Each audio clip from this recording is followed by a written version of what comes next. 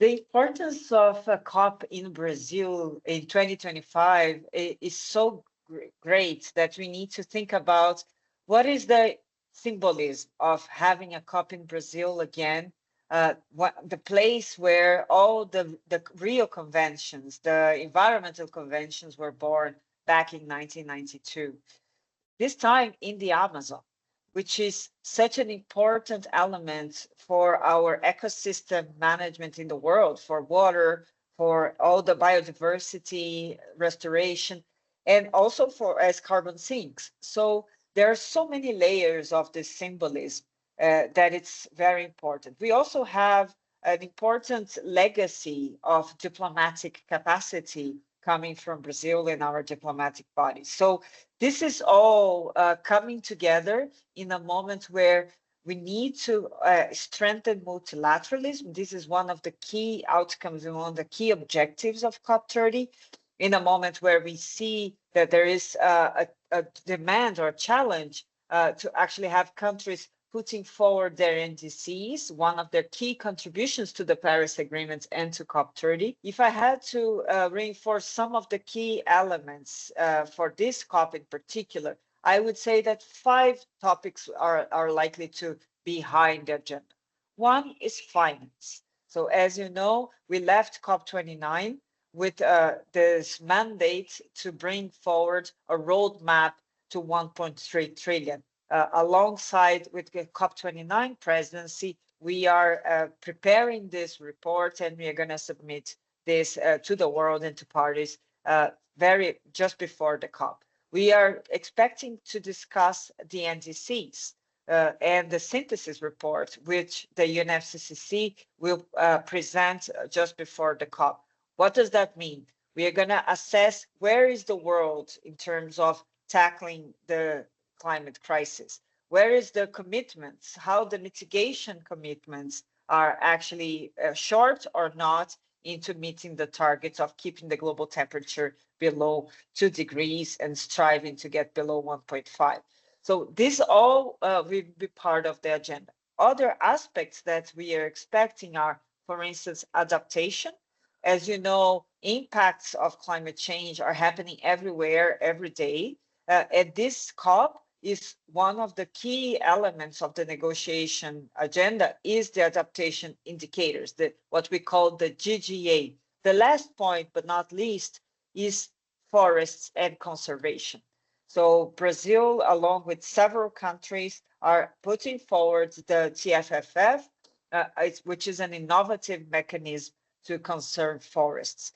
So one of the challenges of the mobilizing finance for climate is to actually understand how do we count, who is counting, and how do we evaluate that. So you are right. The volume of funds is very low in comparative terms to what we need to have.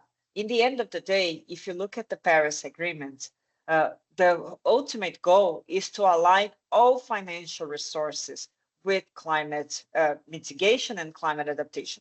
In other words, to decarbonize our global economy and to build more resilient development models.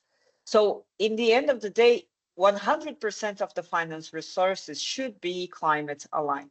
We are not there. The numbers are showing that developed countries actually finish or met their goal of mobilizing 100 billion. And that's why at COP29, instead of discussing the 100 billion, the new NCQG, or the new goal, actually moved to become 300 billion. This is not enough. And that's why we have the roadmap to 1.3 trillion, which is actually designed to help us understand where will this money come from?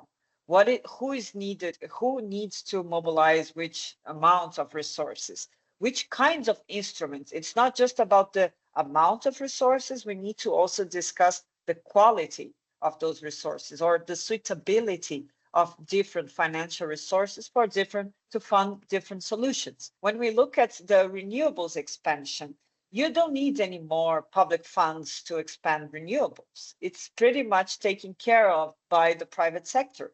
So this is, you need credit lines to expand even more to meet the targets that were designed for tripling renewables and doubling energy efficiency.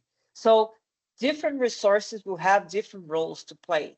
And we hope that by the end of COP30, we have a collectively better understanding of that, but also indications, especially from developed countries, on how they will contribute in the coming years to actually implement what has already been decided collectively in Paris and all previous COPs. To mobilize funding everywhere, we need for people to understand the risks that we are facing if we do not do that. So in the climate language, we call it the cost of inaction. In other words, it's not about the absence of funds. Is that the problem is that people are not investing the funds in the way that is driving climate action. And why? Because the way the private sector, many places of the world are actually deciding where to invest, it's not taking into account necessarily the actual risks that not doing anything represents.